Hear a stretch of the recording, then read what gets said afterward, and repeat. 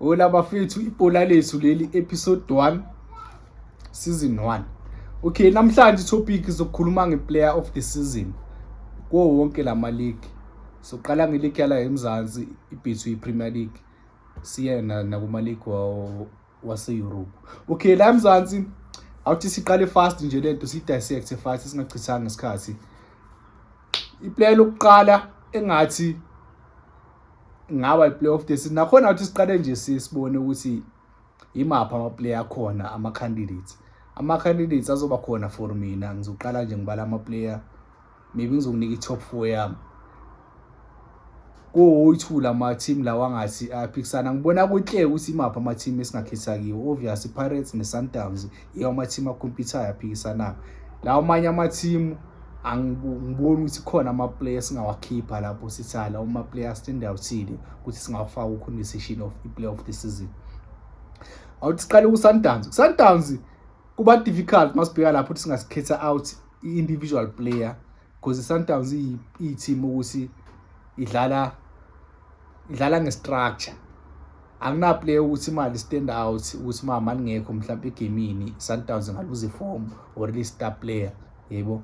Ama player wakhona wonke kuyi-team effort, iwina yakhona i-team effort, yonke into yakhona bayenza nge-team effort, babambisene, yebo. Kodwa-ke njengoba noma kunjalo akhona ama player ngathi masibheke i-performance yabo based from where la baqale khona namanje la bakhona throughout the season, they have to ukuthi babe khona ku-conversation of player of the season.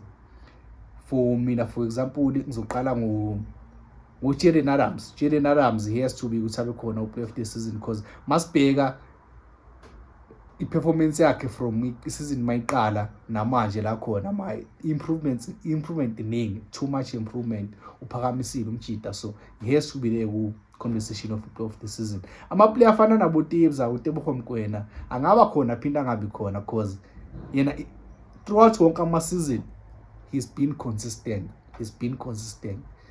Please anika i-top performance, please anika i-top 10 out of 10 performance. So angaba khona into engambhayizisa ukuthi untwana like he uprofessor, so kunzima ukuthi umkhiphe uthi he stood out because my i-performance yakhe wenze into e-impressive. Ayikho into engathi manje like ungathi khona into ayenzile bonga expectanga ukunika into obu expectile because uyamazi vele ukuthi i-top performer he's been performing. So in terms of masifika kulowo kuzima ukuthi ungamkhipha uthi player of the season, mara singamfaka omunye umshito engamfaka uLeon masibheka ukuthi season yakhe yokuqala lena nama contribution akhe, ama key moments, ama goal wakhe, naye singamfaka ku player of the season. Bese simove ku Pirates. Pirates ke ya easy ke ku Pirates ungakhipha out i-player of the season because i-Pirates kuyi-team ukuthi inama star players, khona ama player ukuthi ubonayo ukuthi mawangekho i-team ayiperform ngaleyo ndlela le, and khona futhi ama player ubonayo ukuthi emagamini athile akwazile ukuthi ayenze umehluko, like the way change ayenze umehluko ukuthi i-team ikwazi ukuthi iperform. Mabe sithola maybe ayiperform ngaleyo ndlela or ina option individual brilliance kwazile ukuthi ikhiphe i-Pirates throughout whatever situation bebhekene ngayo ngaleso sikhathi.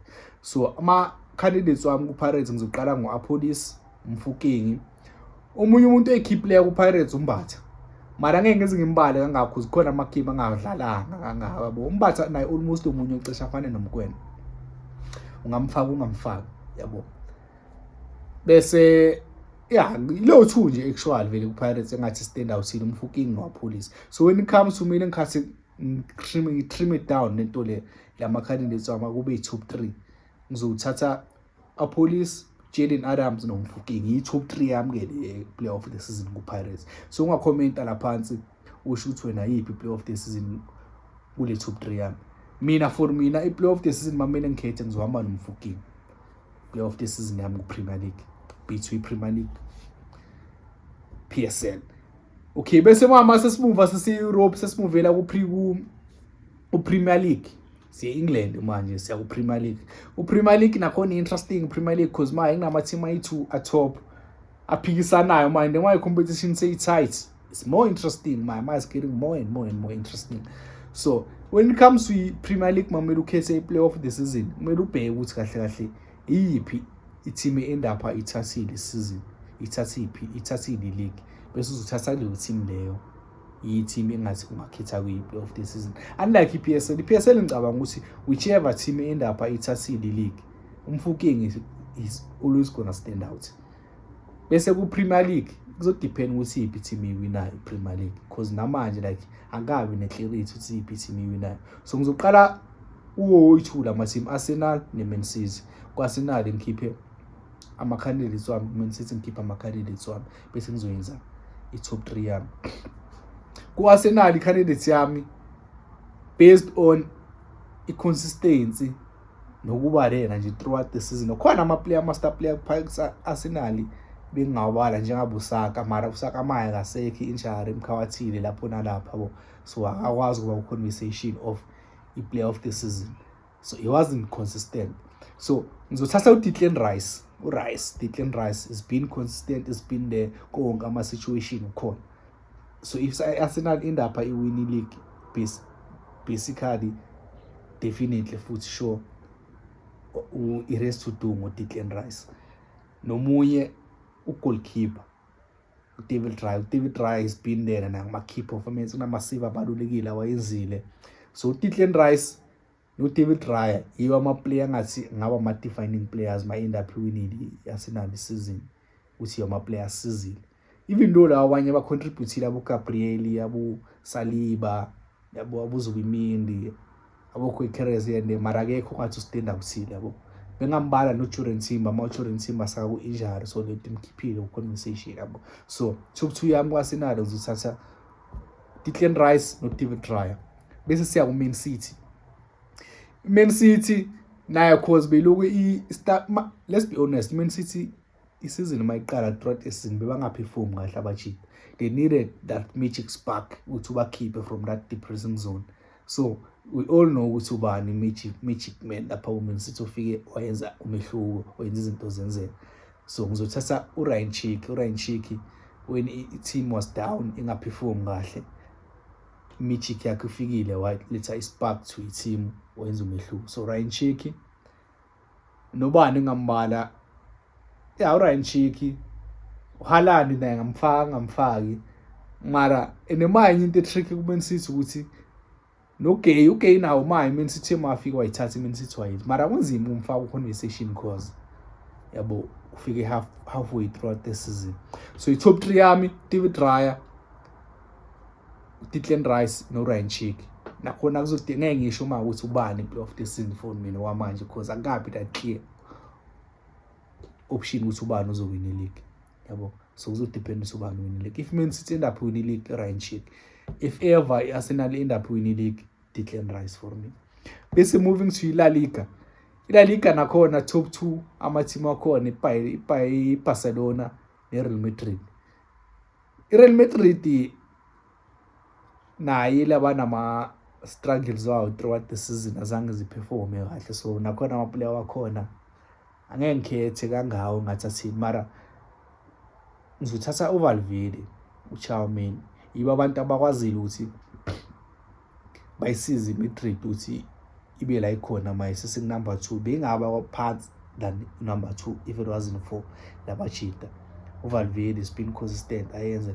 uChouameni beka-stable, so let's that stability to i-team. So Chouameni noValverde. Barcelona ngizothatha uLamine Yamal, obvious uLamine Yamal top, hamba yedwa. NoPedri ngizomfaka ku-conversation, mara uPedri cause ma kube khona ama-game azange adlale kiyo, mara iBarcelona wouldn't be iBarcelona eyiyo without uPedri. So uPedri ma ngekho futhi kuyabonakala. No-goalkeeper uGarcia, na u-goalkeeper naye khona ama-save atop awayenzile throughout the season kuBarcelona ama-key moments, so naye ngambala.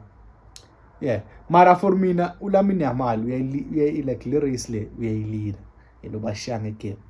So i-top 3 yami kuzoba uValverde, uLamine Yamal, kube nawo uGarcia goalkeeper, bese winner kuzoba uLamine Yamal for mina kula liga. Bese la amanye ama-league ke njengeBundesliga ngicabanga ukuthi ku-obvious lapho Bayern Munich, Hurricane, comes to France, PSG hamba yodwa abaphikisana babodwa lapho njengaku-Bayern Munich, Hurricane abo Diaz abo baphikisana babodwa nabo whoever wins it nangale boDembele nabo Cassius Noves baphikisana babodwa whoever wins it yabo nalawo amanye ama-league nje. So bafethu you are my top player of the season wami throughout wonke ama-league nawase-Europe. So ngicela ukuthi ngicommente nina nisho ukuthi wena iliphi player of the season yakho kuwo wonke lama-league wase-Europe nala eMzansi. If ikhona ungahambisani nayo usho ungahambisani nayo la phansi ku-comment section. Comment bafethu bekuyelo ibhola lethu episode 1 isizini yokuqala episode yokuqala. Ngicela ni-like, ni-comment, ni-subscribe, ni-share, nitshele nabanye. Siyabuya futhi sizoloku aqhubeka nje more episodes coming. Shout out.